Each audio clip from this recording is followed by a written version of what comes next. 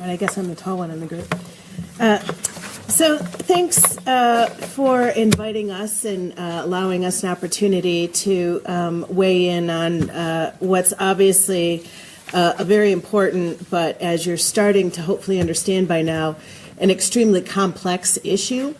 You know, when it comes to looking at all of the aspects that go into how do we address the issue of human trafficking, there's not one answer.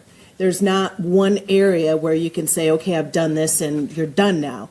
I came to the issue just about 6 years ago after Attorney General Schuette took office and identified this as a very important issue that he wanted to look at. And one of the first places that I went was to a training by Jane. And one starts to realize that you really need to wade very deep into the pool before you get a really detailed, accurate, and full understanding of the issues that are involved in human trafficking. And, you know, we'll sometimes refer to it as the onion or something like that. You know, you go to a training and you get little bits and you think, okay, I get it. And then you go to another training and you say, okay, well, I didn't realize that there was that other aspect to it, but now I see that. And it's so complex that I still haven't gotten to the middle of the onion. I don't know that Jane's gotten to the middle of the onion. It's just, it requires a lot of work by a lot of really dedicated and focused individuals to be able to begin to tackle the issue. And one thing that's been raised a couple times is the whole idea of, well, how often does it happen? How big of a problem is it? And everybody loves to be able to put numbers on things. Everybody loves to be able to say, well, this is how often it happens. But when we're looking at the issue of human trafficking and trying to really identify how often it happens or where it happens, we have to recognize the fact that it depends on who you're asking, and it depends on what you're calling an incidence of human trafficking. So we could start at, you know, what's the most obvious? Well, a conviction. If somebody's convicted for engaging in human trafficking, then we can easily count that as an incidence of human trafficking. Well, there's a lot that goes before one is able to secure a conviction against somebody for human trafficking. And so if we start backing away from that, and there have been a number of convictions in the state of Michigan by our office alone in the past 5 or 6 years, we've convicted 13 individuals of human trafficking, both sex and labor trafficking. The U.S. Attorney's Office, the federal prosecutors on the west side of the state have done a number of cases, probably a handful or so of defendants. I know the east side of the state, I don't know their exact numbers as far as the federal prosecutors, but I'm going to guess that it's somewhere in the dozen or more category. So when you start putting those numbers together, you start to realize, okay, there's a fair amount of countable instances of human trafficking. But I'll tell you, there are cases that I've not charged because either a victim is not able or willing or prepared to be able to go forward with, imagine the daunting task of participating in a prosecution against the person who, you know, essentially ran your life and terrified you for, you know, days, months, weeks. And then if you back out even further, there are some who just say, I don't want to talk to law enforcement at all.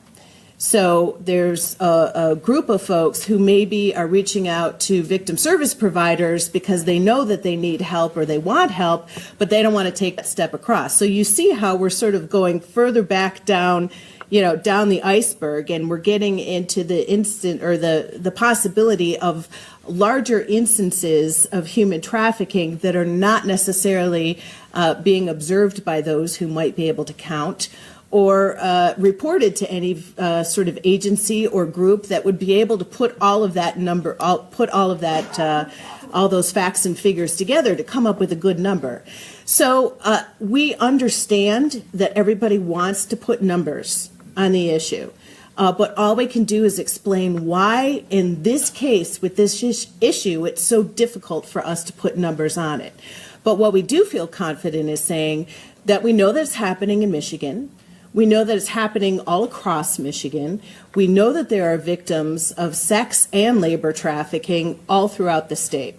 And so we're working on being able to put numbers on things because we understand that that's what people want. As part of the original commission on human trafficking that was convened in 2013, there was a whole group of bills that was passed in 2015, and amongst the issues that came out of that was the creation of the Human Trafficking Health Advisory Board, which Sheila's a member of. Also, the Human Trafficking Commission, which is housed in the Attorney General's office, and which we work on. And we've, as the commission, we've been trying to employ some of our resources to try and come up with some numbers. And so in 2016, the commission created and employed a pilot project to work with 3 law enforcement groups to be able to explore and survey their use of what we now have are reporting codes for law enforcement. We're also this year working on doing the same thing with prosecutors' offices. Jane and I both do training with law enforcement folks, and while we get up on our soapbox during our trainings and try and sell law enforcement on the idea that we need to treat these cases as human trafficking cases and call them that, that's not always the reality. And folks are not always necessarily familiar with the laws, although we try and work with them along those lines. But it might be easier for them to pursue it as a prostitution case, or as a sex assault case, or as just a regular assault case, perhaps in a labor trafficking situation. So sometimes folks are not always necessarily comfortable sort of stepping out on that ledge and approaching things in a new or different way. So what we're trying to do is look at whether folks are becoming more comfortable with it and being able to employ that more. We know that the locals are employing it more. We're getting a larger influx, or at least reporting of cases in various parts of the state that are not necessarily coming from the primary law enforcement groups, which are the Southeast Michigan Trafficking and Exploitation Crimes Task Force, and their primary responsibility is investigating child exploitation cases, specifically human trafficking of minors. We see that there's stuff coming out of Saginaw recently charged a case. We know that there's been some investigations in the Kalamazoo, Calhoun area. Kent County is pretty active on things.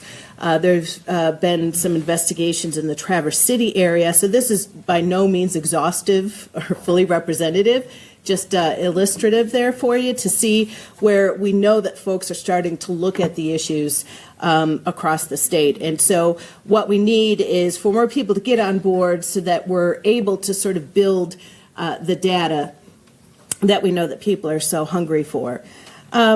We also, during the 2015 commission, took some steps to try and strengthen the tools to hold traffickers accountable.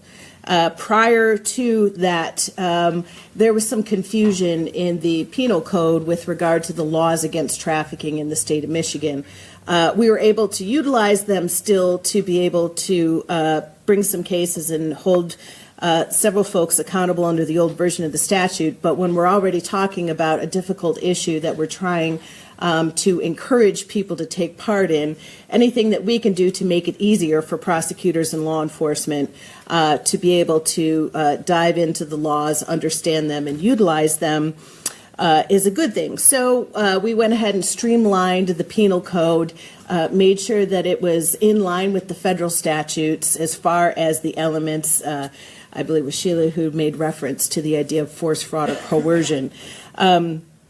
And so what we're trying to do then is make it easier to be able to bring those folks who would exploit others for their own profit to task. As well, the laws also are looking at ways to be able to protect victims of human trafficking. Unlike most other crimes, human trafficking victims, by the very fact that they are a victim of this crime, are being forced to engage in criminal activity in many circumstances, not in all circumstances, but certainly we know in sex trafficking, the act of offering a sexual act for money is illegal. And we know that sex trafficking victims are being forced or coerced into performing this criminal activity multiple times on a daily basis. Now, what we want to do is make sure that the law and society as a whole essentially recognizes that that person is a victim of a crime and not a criminal themselves. So the law took the first steps at being able to make sure that we are protecting victims of crime. Primarily, it brought into existence a whole new approach when we're talking about minor victims of sex trafficking.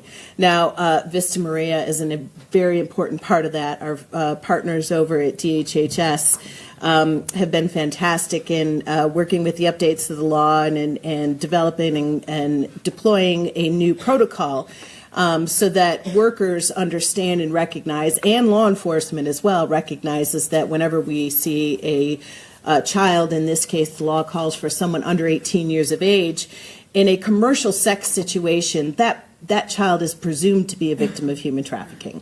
So we will all approach that child and treat that child under that assumption that they are a victim of human trafficking, and we're going to take steps to work with them. But as well, the legislature also enacted provisions to provide some shielding for adult victims. So for adult victims who had previously been convicted of commercial sex activity prior to the enactment of the new protections, they can go back and clear their record. There was certainly reference to the idea of victims have such a long road when it comes to sort of putting their life into a place where they can, sort of get on with things. Oftentimes that becomes more difficult when they are faced with a criminal history resulting from the acts that they were asked again to do by their traffickers. So this gives victims an opportunity to clear their records and be able to sort of start fresh and move forward to build a better future, as well as the law also sort of enacted an opportunity for current adult victims of human trafficking to be able to avoid a conviction, and that the new law allows them to be able to essentially go through a diversion program.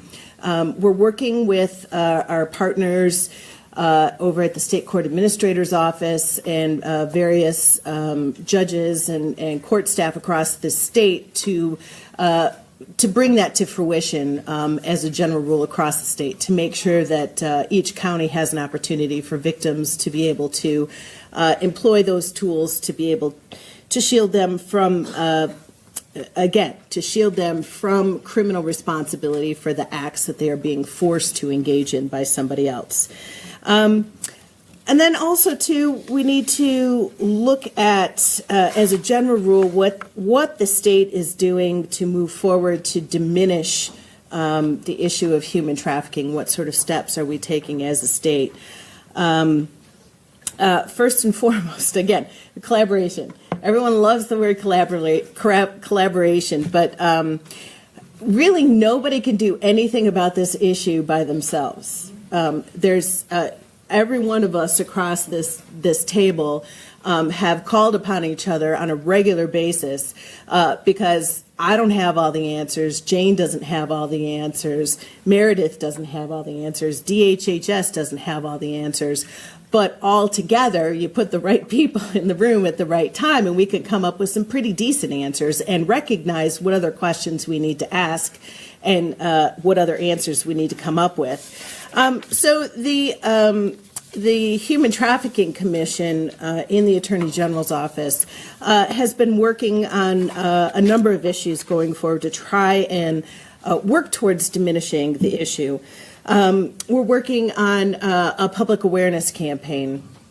As a prosecutor, probably my biggest, one of the biggest tasks that I have in prosecuting human trafficking cases is when I take a case to trial and I have 12 people sitting in that box who may not know anything about human trafficking at all. They know less than you do now, right? So even if you all walked in here not knowing anything about human trafficking, they know less. They might have seen a movie about one particular way in which human trafficking can happen, and they might think that that's what trafficking is. So what we have to do, what I have to do in that circumstance is, sort of educate everybody, educate the jury, the judge, educate the defense attorney, oftentimes educate the defendant. A lot of times the defendants don't even think they did anything because they don't understand what the law is. But by working towards educating the public, not only are we increasing the possibility that we will identify and hopefully rescue additional victims, but we just bring more light in general to the subject and allow people a greater understanding. The issue of human trafficking, I think, is in some ways going through the same sort of evolution that we saw domestic violence go through over, say, the past 20 years or so. A lot of people recognize and understand that there was a completely different approach and attitude towards the issue of domestic violence a good deal of time ago. And that was sort of everybody hands off. People went into it with judgment, including law enforcement. It took a long time. It took a lot of work. It took a lot of research. Jane talked about research. We need so much research in the area of mental health, the effective trauma. We know that these victims are in the place to be victimized because something happened, right? Something created a vulnerability that allows them to be victimized, to be preyed upon by the trafficker. So not only do we have to do research on what we have to do to sort of heal the trauma of the trafficking itself, but we have to recognize that these victims oftentimes are not starting from square one. They're starting from way behind the eight ball because whatever happened to them to make them vulnerable to the trafficking in the first place still has to be addressed and taken care of. So we need a lot of research along those lines. We're also looking at continuing in training professionals, any professional who would have an opportunity to sort of intercede and recognize, identify, and potentially lead to the rescue of a victim, we're working on.